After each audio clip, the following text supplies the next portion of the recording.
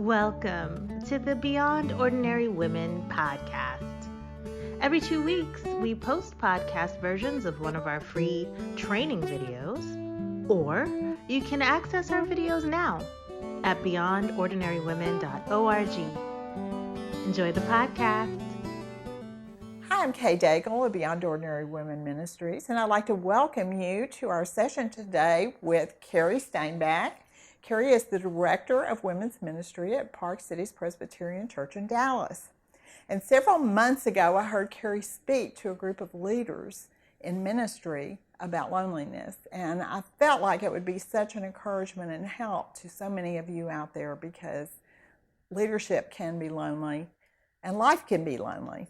And so we're going to talk about dealing with loneliness in ministry, and this first video is about identifying it.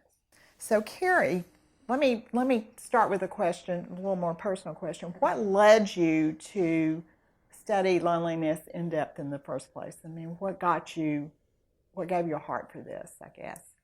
What was a very clear direction is I was asked and thought it was time to take a sabbatical from my job at the church. And the personnel committee asked us to have a theme and that what we're going to study. And as I thought about it, I thought, this is very much a part of how I lead in my life, and I see it in others, and so I chose the topic loneliness and leadership. And so how long was your sabbatical? Were you studying it the whole time? Yeah, it was 3 months, and I definitely did some fun things, and enjoyed the time of rest, and really the purpose in our church is to just have time with the Lord. But also, I did read about it, and I did study about it, and then God, as He always does, give me some experience with it myself during that time. So great. So as we move into this first topic about identifying it, we certainly are in a culture that loneliness seems to be on the rise, or at least isolation, which loneliness goes along with. So what have you learned about that? Well, first of all, I was surprised to learn that a couple of years ago, Cigna health insurance company, decided that in their research it's at an epidemic state, and that loneliness, it's a little bit subjective, but it's defined as if not so many the quantity of the friends you have, but the depth of the relationships within your friendships. And if it's not enough to you personally, then you feel lonely. So you can see how that's different with other people. But what has exasperated it is social media. And it's kind of ironic, because it seems like that the more quote-unquote friends we have in our social media, the more lonely we are. So I think there's two things that are making it a really desperate case. Is that, first of all, it's this infatuation we have with social media, and the other reason is busyness, and that we're such a busy, hurried culture that we don't take time for deep relationships in which we really listen to each other and really know each other. So it's almost like we're in social media, we'd rather have 5,000 likes and followers than 5 intimate friends. Right. What does it mean to be lonely? That's a great question.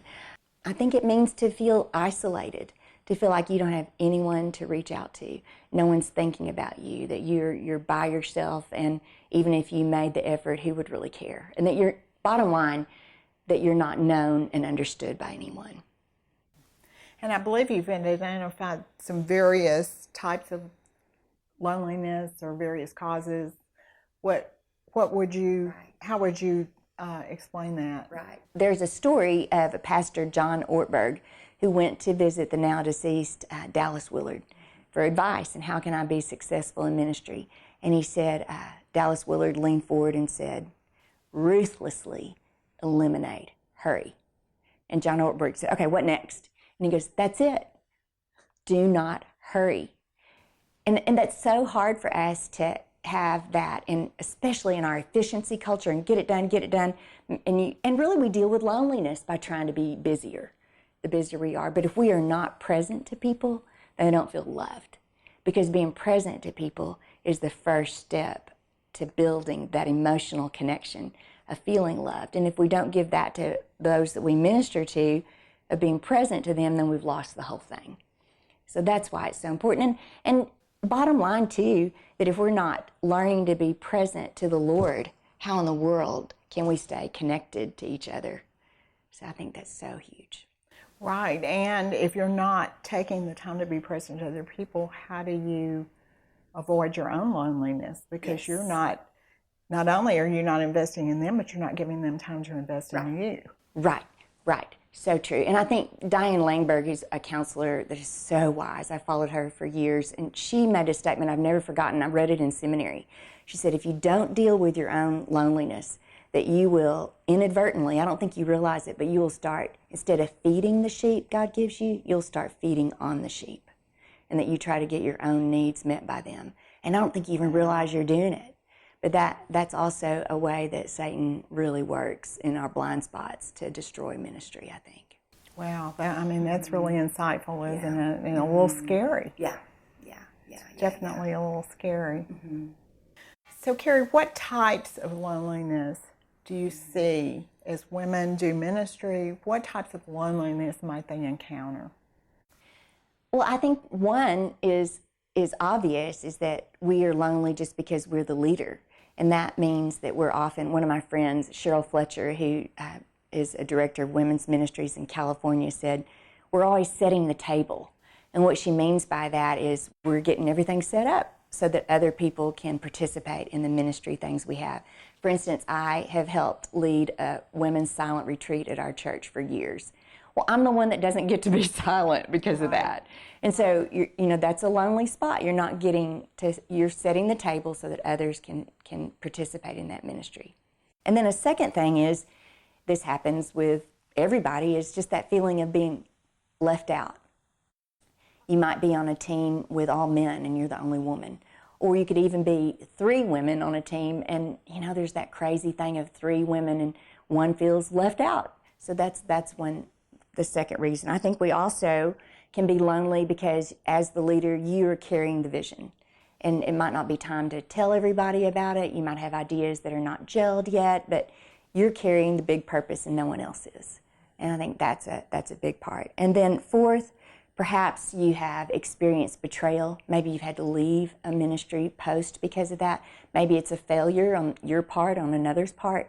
But because of that, it's big grief. It's a big loneliness to be through and go through that part. Yeah. And then last is just flat out, because we carry our own griefs, our sorrows throughout life, and you have to carry that while you minister to others. And that's a big part. My friend Nancy Guthrie, I went to visit her during my sabbatical, and she said her grief, which she lost 2 children years ago and now does ministry to people in grief, she said it just changes the way you look at the audience. And you look out and okay, Lord, unless you meet these people where they are in the depths of their grief and loneliness, your word has to do it, not me.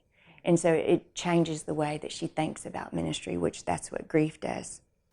So I think those 5 reasons women in leadership experience loneliness. Now left out being lonely as a missionary or cross-cultural ministry, but I think those are the big reasons that we experience loneliness. Absolutely, and I identify with pretty much all of those at one point or the other. Me too, It's just sort of what you carry. Mm-hmm. And it can be true of women who aren't actually on staff in a church. Yes.